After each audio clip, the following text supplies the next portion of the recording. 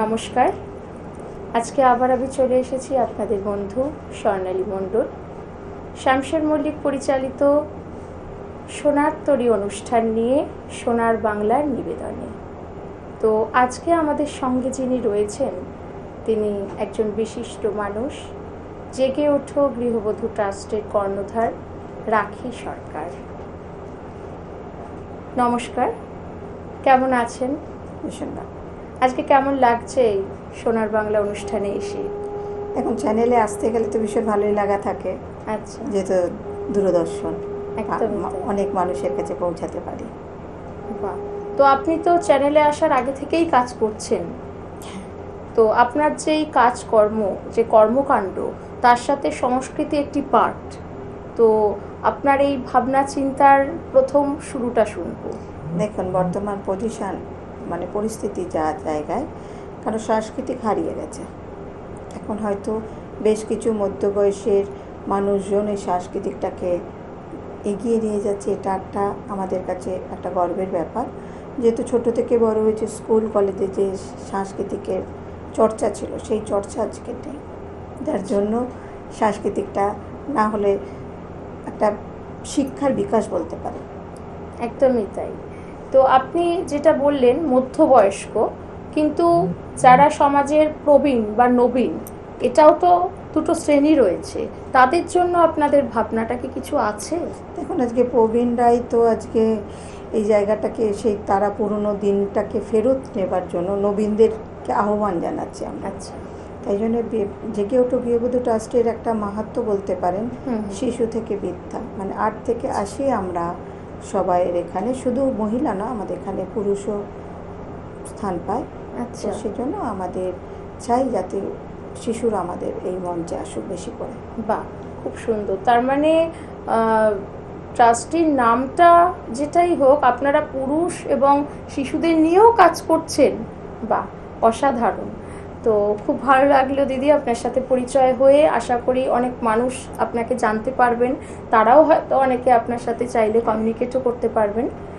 তো আজকে আমাদের সাথে রয়েছেন একজন বিশিষ্ট শিল্পী, তাহলে পরিচয় পর্বটা সেরে নিই তার সাথে।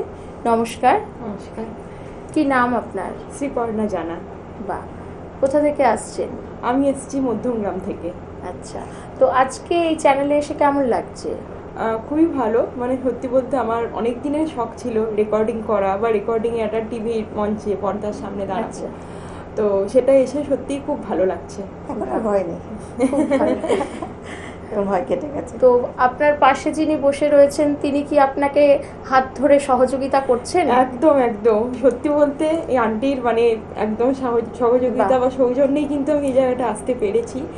মানে সেটার জন্য আমি আন্টির কাছে মেনি মেনি থ্যাঙ্কস জানাবো। বাহ, খুব ভালো। তো আজকে কি গান শুনবো? আজকে আমি গাইবো গীতশ্রী সন্ধ্যা মুখোপাধ্যায়ের গাওয়া আকাশের অস্তের আগে, এবং দ্বিতীয়টি গাইবো লতা মঙ্গেশকরের গাওয়া আজ মঞ্চে আছি আমি হারিয়ে যাব।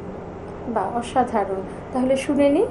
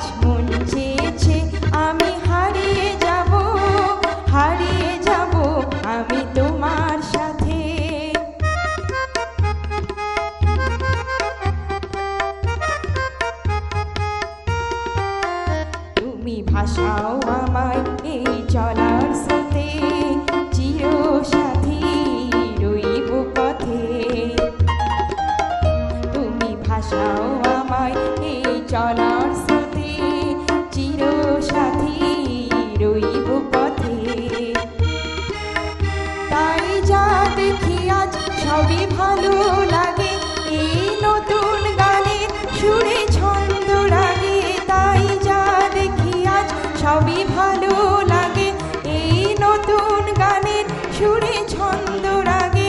যেন দিনের আলোর মতো সহজ হয়ে এলে আমার গহন রাতে, আজ মন চেয়েছে আমি হারিয়ে যাব, হারিয়ে যাব আমি তোমার সাথে, সেই অঙ্গীকারের রাখি পরিয়ে দিতে কিছু সময় রেখো তোমার হাতে।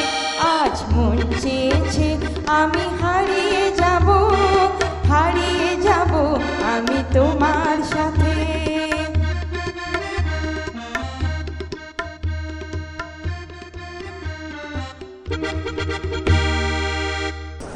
বাহ, খুব সুন্দর গান শুনলাম, আধুনিক গান। তো এই গানগুলো ঠিক এরকম কথা যেটা যেন জীবন্ত হয়ে ওঠে আমাদের চোখের সামনে, অসাধারণ। তো ওনাদের জন্য আছে কিছু উপহার। সময় হয়ে গেছে ছোট্ট একটা বিরতি, তাহলে এক্ষুনি ফিরে আসছি ছোট্ট একটা বিজ্ঞাপন বিরতি নিয়ে। সঙ্গে থাকবেন কিন্তু। আপনি কি গান শিখতে চান, নাচ শিখতে চান, কবিতা শিখতে আগ্রহী, অভিনয় আপনার প্যাশন? তাহলে আসুন দমদম স্টেশনের কাছে ফিল্মস একাডেমিতে। বিশিষ্ট শিক্ষক শিক্ষিকা দ্বারা ক্লাসের ব্যবস্থা, প্রয়োজন মতো বিশেষ ক্লাসের সুব্যবস্থা আছে আমাদের এখানে।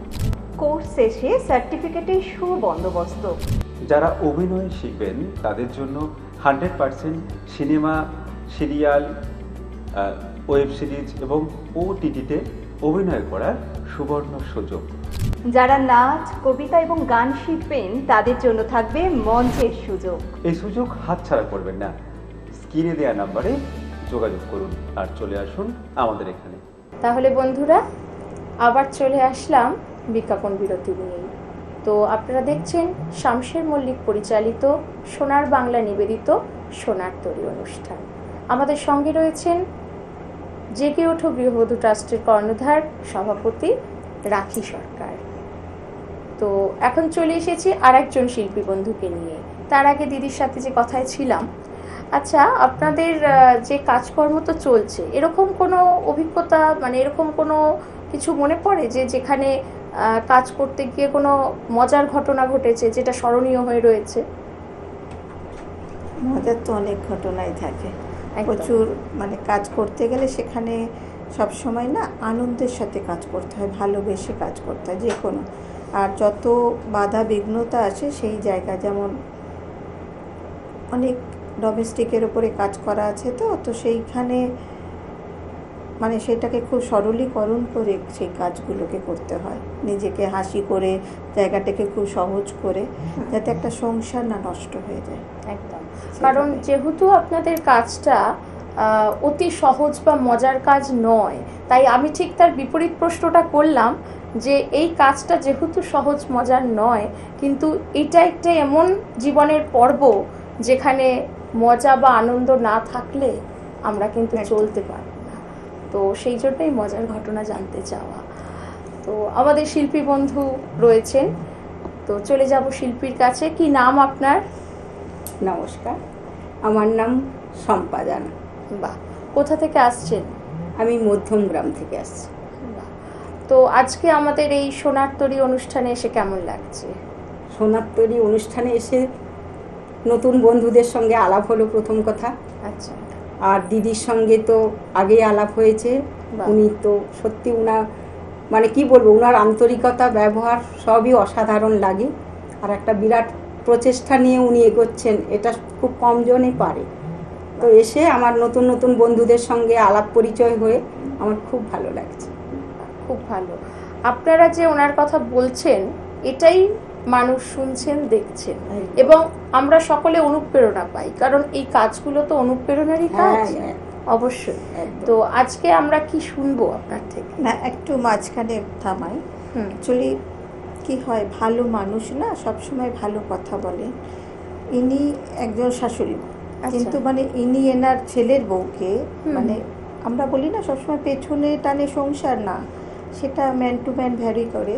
ইনি এনার ছেলের বউকে আজকে পিএইচডি করাচ্ছে, তাকে গানের জগতে নিয়ে যাচ্ছেন। আচ্ছা। মানে এটা ওনার একটা বড় মনের পরিচয়। তো বাহ। সেই জন্যই আজকে উনি আমাকে আর একটু ভালো বললেন, বাহ, মানে যেহেতু উনি নিজে ভীষণ ভালো। একদম। এটা তো অবশ্যই, যে যেমন সে সেভাবে মানুষকে দেখেন বা জগৎকে দেখেন, হ্যাঁ, এটা তো আসলে আমি আমাদের ছোটবেলা কথা। থেকে সাংস্কৃতিকটা খুব ভালোবাসি, ভালো লাগার ব্যাপার। আর তারপরে আমার ছেলের বউ আসলো, ও গান করতো, সুতরাং আমার সেই দিন থেকেই আমার চিন্তা যে দুজনে মিলে একসঙ্গে কিছু করব।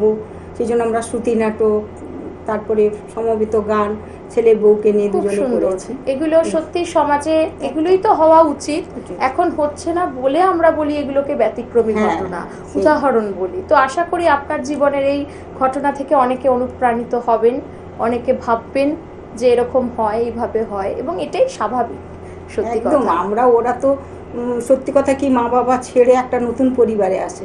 আমরা যদি সেই ভালোবাসাটা দিতে পারি, তবেই কিন্তু তারা তার মা বাবাকে ভুলে এখানে একদম। নিজের বাড়ি বলে মনে করতে আর এই যে পারবে। উদারনৈতিক চেতনায় আমরা রয়েছি, তো সেই জন্যই আমরা শিল্পের সাথে থাকতে পারি। তো আজকে তাহলে শুনে নিই আপনার প্রথম নিবেদন। বিশ্বকবি রবীন্দ্রনাথ ঠাকুরের লেখা কবিতা কৃপণ।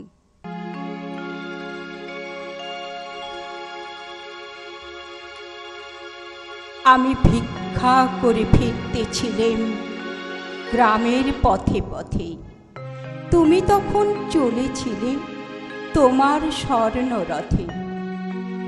অপূর্ব এক স্বপ্ন সম লাগতেছিল চোখে মম। কি বিচিত্র শোভা তোমার, কি বিচিত্র সাজ।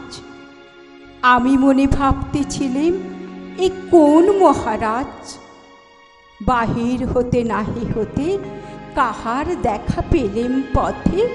চলিতে রথ ধনধান্য ছড়াবে দুই ধারে।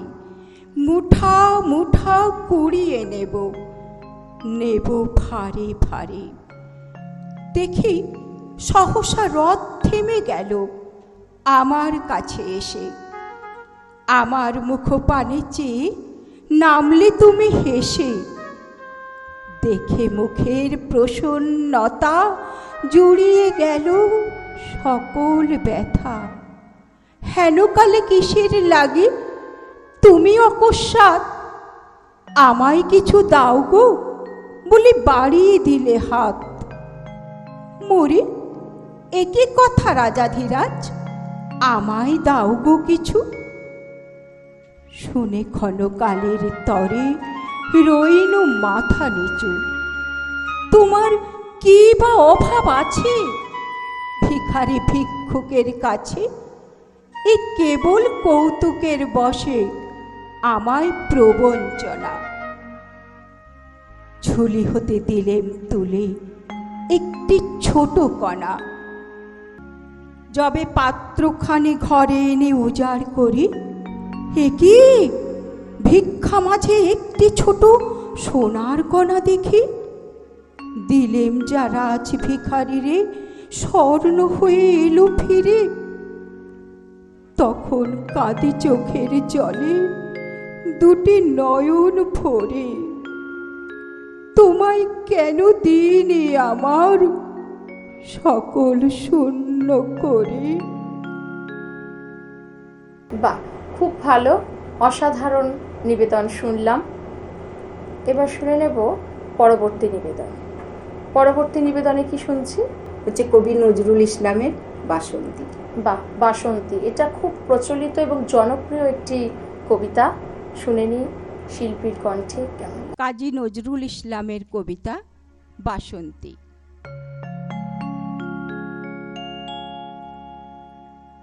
কুহেলির দোলাই চড়ে এলো ওই কে এলো রে। মকরের কেতন ওরে শিমুলের হিঙ্গুল বনে। পলাশের গেলাস দোলা কাননের রং মহলা।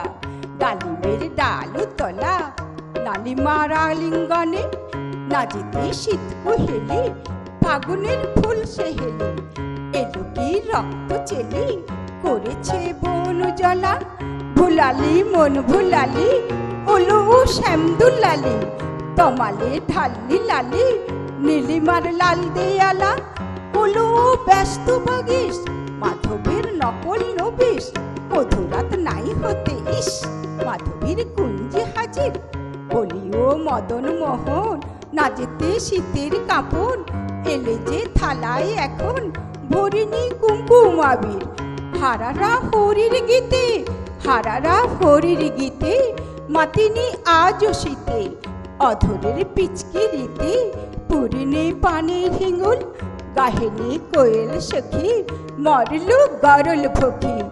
এখনই শ্যাম এলো কি, আসেনি অসুখ শিমুল, মোরা সই বকছি মিছে, মোরা সই বকছি মিছে, ওলো দেখ শ্যামের পিছে, এসেছে কে এসেছে, দুলে কর চেলির লালু। তখনই বলেছি ভাই আমাদের এমান বৃথাই, এলে শ্যাম আসবে নিরাই, শ্রীমতী শ্যাম দুলালি।